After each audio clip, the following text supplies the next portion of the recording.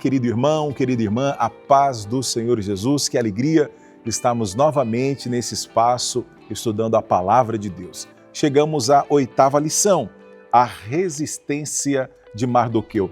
Que história linda, né? Que estamos aprendendo, estudando sobre o cuidado de Deus, o zelo de Deus, a bondade de Deus para com as nossas vidas. O texto áureo da lição de hoje: então os servos do rei que estavam à porta do rei disseram a Mardoqueu: por que traspassas o mandado do rei? Esther capítulo 3, versículo 3. Como cristãos, somos sujeitos a conflitos éticos morais e devemos decidir sempre de acordo com a vontade e a orientação de Deus. Essa é a nossa verdade prática. Sou o seu irmão em Cristo, William Enoch, e é com alegria que queremos cumprimentar você por estar conosco. Em nome do nosso pastor presidente, pastor Samuel Padilha de Siqueira, desejamos a você uma aula abençoada. Você que está chegando aqui pela primeira vez, não se esqueça de se inscrever no nosso canal, de ativar as notificações, de compartilhar o nosso conteúdo. Dê um like aí, comente, compartilhe e certamente você irá abençoar a vida de alguém com a palavra de Deus sendo levada a mais pessoas. Deus abençoe a sua vida, a sua família, em nome de Jesus. A lição de hoje tem como leitura bíblica em classe o capítulo 2 de Esther, do versículo 21, 23, depois do capítulo 3 até o versículo 6. O objetivo dessa aula, o primeiro objetivo é tratar a respeito da descoberta de Mardoqueu acerca de uma conspiração contra o rei. Depois vamos abordar a exaltação de Amã pelo rei e relacionar a resistência de Mardoqueu com o ódio de Amã. A lição dessa semana, ela é muito profunda no sentido de entender que nós temos dentro desse contexto, né, desse cenário de conspiração, de problemas, essa dificuldade de relacionamento que não é novo, né? As invejas, as contendas, os ciúmes, as tramas, né? Que já acontecia inclusive lá dentro da corte persa.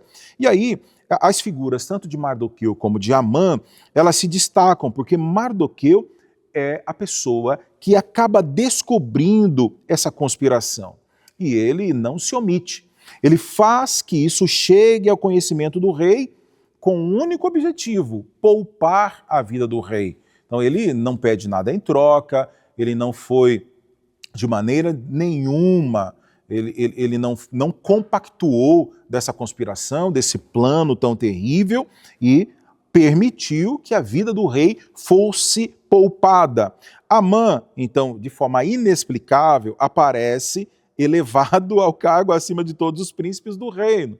E aí parece surgir, né, uma contradição diante de tudo isso. E é nesse contexto que nós temos muita coisa a aprender. Esse capítulo aqui do livro de Esther tem muita coisa a nos ensinar e vamos vivenciar contextos dominados pelas mais dramáticas tramas, conflitos, né? Mardoqueu passa por isso, enfrenta essa situação. No entanto, por isso que eu disse que é bem profundo, porque Mardoqueu resiste a todas essas pressões. Mardoqueu resiste a toda essa estratégia maligna e da mesma forma, nós todos somos convidados, instados pela palavra de Deus a resistir diante de todo cenário de perseguição, de angústia, de problemas e dificuldades, até porque você já sabe, a nossa luta não é contra a carne e o sangue, lutamos contra as potestades, contra o príncipe das trevas desse século. Então, é nesse contexto que iremos estudar na aula de hoje, e eu desejo que você seja edificado, edificada pela palavra de Deus. Você confere tudo isso a partir de agora com nosso irmão em Cristo, nosso amigo pastor Diego Fonseca. Queridos irmãos, eu desejo cumprimentá-los com a paz do Senhor Jesus Cristo, minha gratidão ao nosso presidente, meu muito obrigado ao pastor William Enoch, e que prazer poder estar com você nessa ocasião, onde estudaremos sobre a lição de número 8 e falaremos de alguma forma, embora superficial, a respeito da resistência de Mardoqueu. fique conosco, compartilhe esse vídeo, registre o seu like e comentário, a fim de que outras pessoas também sejam, de alguma forma, notificadas com essa programação. Pois bem, a introdução, ela faz questão, por meio do pastor Queiroz, de destacar a ascensão de Esther ao trono e como isso se deu de uma maneira celebrada, né? Assuero decretou inclusive um feriado, mas ainda assim, ao que parece, tudo indica por meio do que a Bíblia diz, essa mulher permaneceu sob a tutela de Mardoqueu, no sentido de obedecer os seus conselhos e informações. E eu acho que já dá para exaurir uma informação importante a fim de ser aplicada com os meus irmãos. Não revele que você é judia, trazendo para uma transliteração atual. Veja que o conselho de Mardoqueu não é uma solicitação que Esther minta, mas que omita a informação.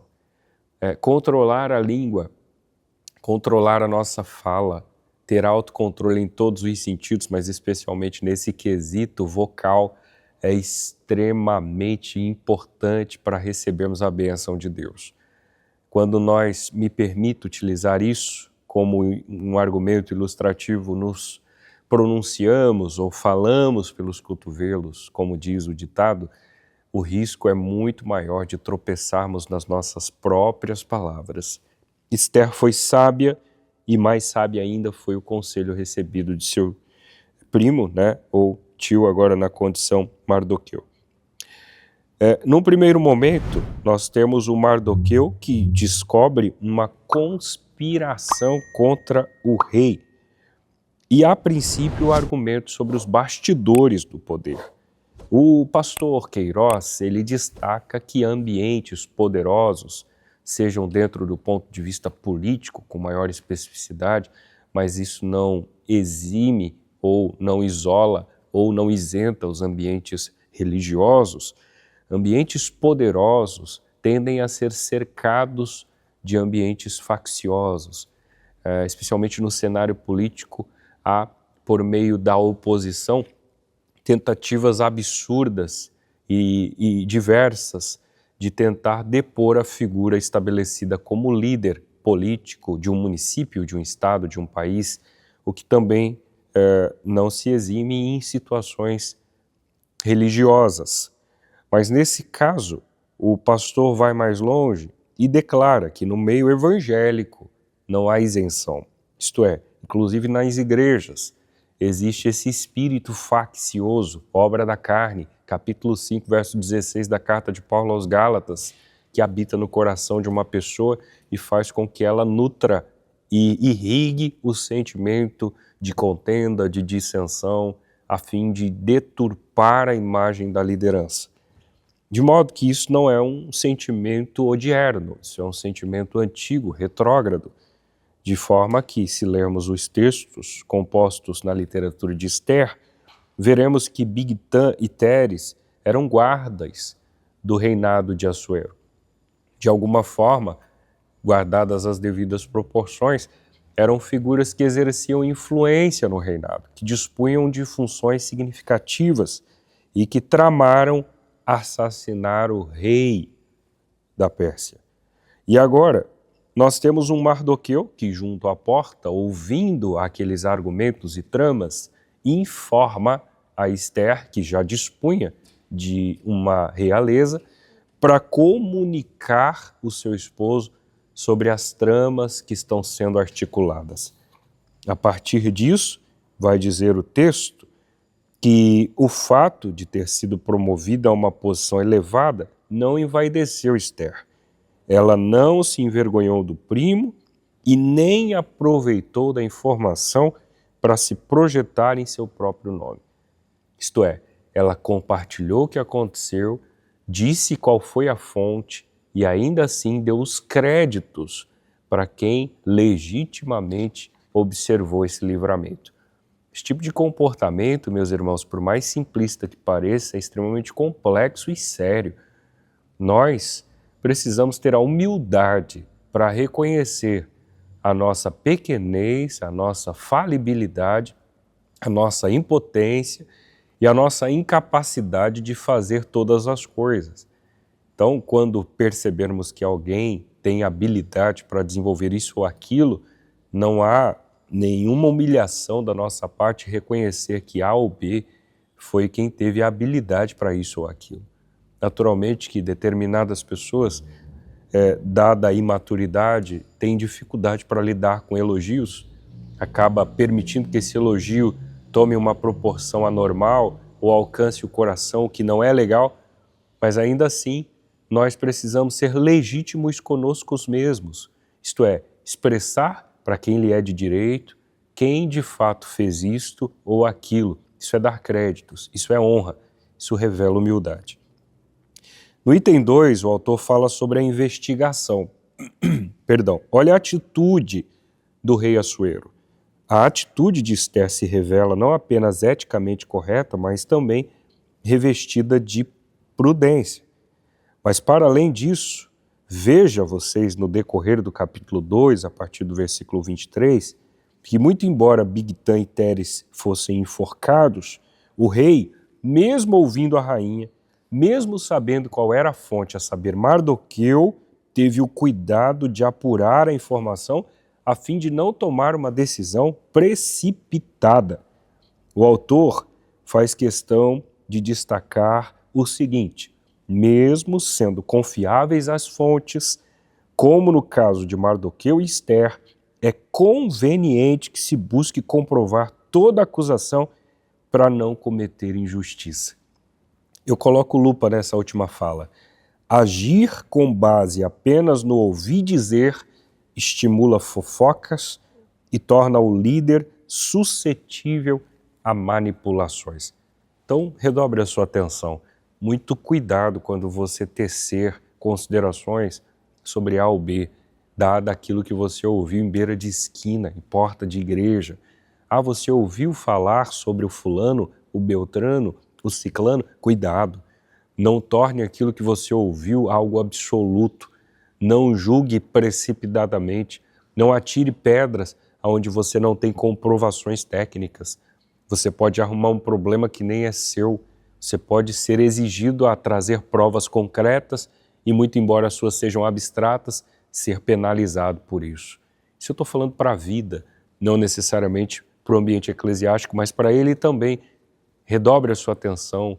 Se o fato chegou aos seus ouvidos, embora ele careça ser analisado, e há quem faça essa análise, ore pela pessoa que foi notificada e ore também por quem notificou, porque se o papo não procede, ele não pode dar sequência a fim disso causar um estrago na vida de uma pessoa que é legítima. Então nós precisamos tomar esse cuidado a fim de que as pessoas não sofram consequências por conta de falácias infundadas, sem fundamentos, que vieram simples e unicamente para macular e caluniar a vida de alguém. O registro dos fatos. Peço perdão aos meus irmãos. Desde a antiguidade, era costume registrar os fatos no cotidiano das cortes. Portanto, o ato de fidelidade de Mardoqueu e a importância que teve para o rei e seu reino ficaram registrados. Ele toma um adendo, pastor Queiroz, e aplica isso para nós hoje. Todos os nossos feitos podem não estar registrados humanamente, mas são sabidos diante de Deus. Ele, Deus, conhece todas as nossas obras e diante dele elas estão relatadas, estão escritas. O tópico 2, Amã é exaltado pelo rei. E agora nós temos, diante de todo esse cenário que estamos estudando hoje, esse novo personagem. Amã tinha muitas posses. A gente olha para a história dele e vê que não tinha dificuldade, financeira para ele, não tinha esse problema. E já entra em cena sendo elevado por Assuero, e ele é abençoado, digamos assim, é elevado, ele tem essa promoção muito acima do que qualquer príncipe do reino. Identificado como agagita, Flávio Joséfo afirma que Amã era um amalequita, um povo historicamente inimigo de Israel, O termo aqui, Agagita, é associado a quem é de Agag, o rei amalequita mencionado em 1 Samuel.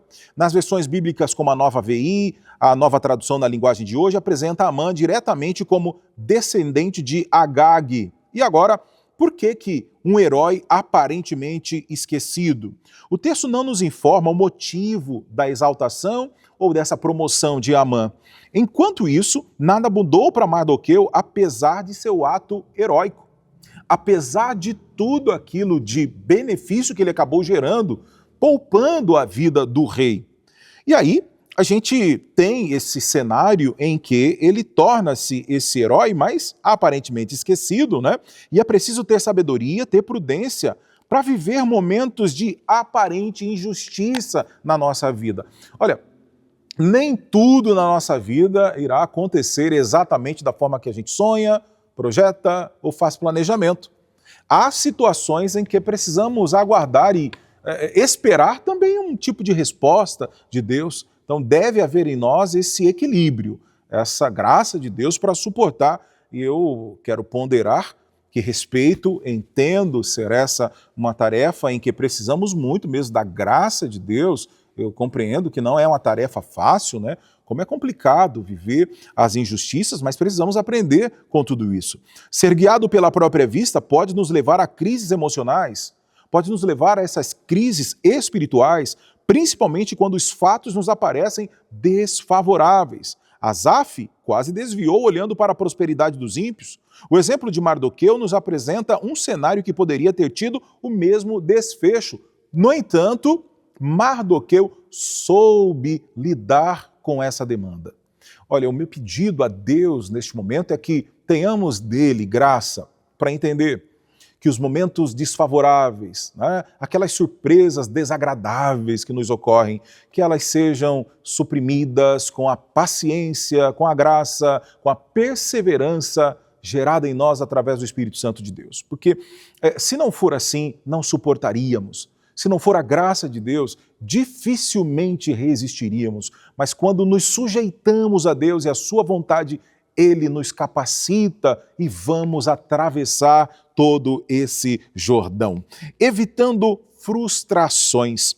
Quando cada um de nós aprendemos a nutrir altas expectativas, nós também temos que ter convicção de que estamos sujeitos a muitas frustrações. Estamos sujeitos, corremos riscos. Mardoqueu era servo do rei, mas não tinha acesso direto ao palácio. Para alertar Assuero da conspiração, ele precisou de que Ester levasse a informação ao rei. E Mardoqueu não pertencia ao primeiro escalão real, mas ele permaneceu no seu lugar, exercendo a mesma função de antes, não se abalando emocionalmente. A Bíblia nos ensina a nos contentar com o que temos e não viver ambicionando coisas altas. Considerar merecer mais do que tem gera constante insatisfação e nunca irá contribuir para o nosso progresso.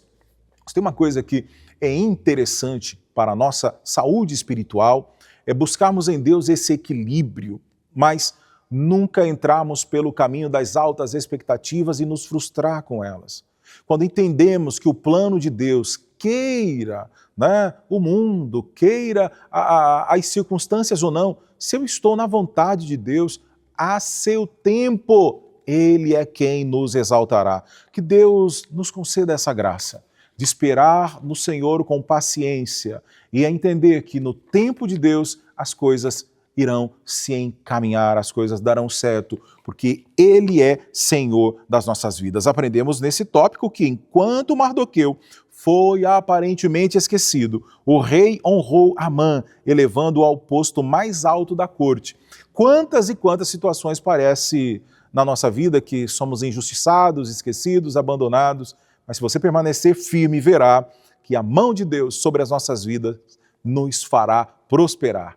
Em nome de Jesus. Muito bem, queridos, finalmente chegamos ao tópico de número 3 e nele falaremos sobre a resistência de Mardoqueu e o ódio de Amã. O primeiro assunto que o pastor Queiroz aponta é a reverência por todos que Amã era submetido. Isso dada uma postura do próprio rei Assuero a seu respeito, o colocando numa posição de destaque e disponibilizando ao seu reinado, de alguma forma compulsória, a obrigatoriedade em que as pessoas tinham de se prostrar diante da figura de Amã. Por isso, o título inicial dialoga sobre a reverência que este recebia de todos. No entanto, ao que parece, diante dos relatos da Bíblia Sagrada, é perceptível que Mardoqueu recusara-se a inclinar diante de Amã e muito possivelmente essa recusa se dera pela sua lealdade ao Senhor. Mardoqueu está expatriado, ele não é persa de nascimento, ele é judeu e sabe que somente ao seu Deus deveria se prostrar. De maneira que essa atitude de Mardoqueu de não prostrar-se e não curvar-se diante de Amã, ela coincide com aquela lida no capítulo 3 de Daniel, quando então Misael, Azarias e Ananias, os então Sadraque, Mesaque e Abednego, tiveram comportamentos parecidos ao não se prostrarem diante da estátua e serem lançados no fogo. Agora, o item 2 fala sobre a condição de judeu. O texto sugere que havia mesmo um motivo religioso para aquela conduta. Depois, os servos do rei lhe questionarem algumas vezes e ele não cumprir a ordem, a notícia chegou para Amã e ele também ressaltou a sua origem judia. A partir daí, todo o Agagita, especialmente enchido de furor, buscava a todo custo, por meio de seu ódio, não apenas mais eliminar Mardoqueu, mas estender o seu ódio a todos os judeus a quem planejou destruir por completo. Leia o capítulo 3, os versos 4 a 6, e você vai se deparar com essa afirmação. Amã não seria o único a almejar o extermínio de todo o povo judeu, como vocês sabem na própria Bíblia Sagrada, os interesses que assim houvera, e fora dela os acontecimentos da Segunda Guerra Mundial, por exemplo, quando Hitler, por meio do nazismo, só em Auschwitz, elimina cerca de 6 milhões de judeus, ou pelo menos ali, naquela cidade, nos campos de concentração, nós temos um número maiúsculo de judeus sendo eliminados. A ideia era extirpá-los, era eliminá-los da terra, mas Deus os poupou, como também, de alguma forma, os poupara, muito embora expressamos a nossa solidariedade à família de todos estes 6 milhões que partiram naquele fatídico episódio. Por fim, inimizades intergeracionais. Além de se sentir ferido em seu orgulho, Flávio Joséfo considera, enquanto historiador, que muito possivelmente havia uma inimizade intergeracional entre Amã e Mardoqueu, visto que a sua descendência era de Agag, o rei amalequita morto por Samuel. A Bíblia relata episódios de vinganças entre famílias, como na dos filhos de Jacó, dado ao episódio que ocorrera com Diná, filha de Leia. Além da Bíblia, a história secular apresenta inúmeros exemplos desses conflitos alimentados e repetidos ao longo de muitas gerações. Mas o conselho de Deus, dado pelo pastor Queiroz, e eu reproduzo, é que Deus guarde o nosso coração de toda inimizade e porfia, obras da carne. A vingança não nos pertence. Como filhos de Deus, devemos perdoar e buscar a paz. Não nutra um coração vingativo, não alimente um coração vingativo, não queira retribuir na mesma moeda, por mais que você tenha que se esforçar muito para não fazer isso, não faça.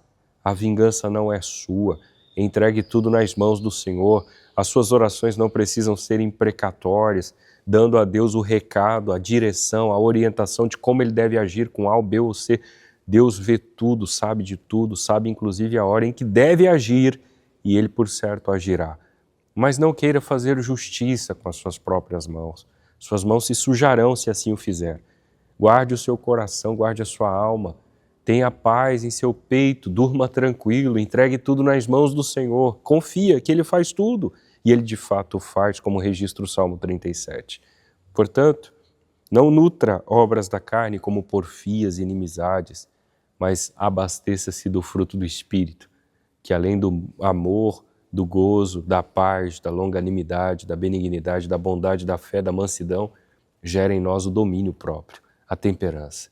Que o Senhor me guarde, que o Senhor lhe guarde, que sejamos guardados nos esconderijos do Altíssimo e debaixo da sombra do Todo-Poderoso possamos descansar. Concluindo a lição de hoje, uma das aplicações práticas da inteligência espiritual é não nos deixar iludir com a natureza humana. Olha, gente, não há nada que se esperar, exclusivamente do homem. É maldito o homem que confia no homem. É melhor confiar no Senhor, É isso que a Bíblia nos ensina. Embora não devemos viver desconfiando de tudo, nem de todas as pessoas, também não podemos deixar de ser prudentes e ignorar a malignidade do coração do homem. O maligno pode suscitar o ódio contra nós de onde menos esperamos. E Mardoqueu experimentou isso. Nós precisamos ter muita cautela, muita atenção e, principalmente, estamos revestidos de toda a armadura de Deus. O que é que a Bíblia diz? Para que possamos resistir e vencer o mal. Repetindo, a nossa luta não é contra a carne e o sangue.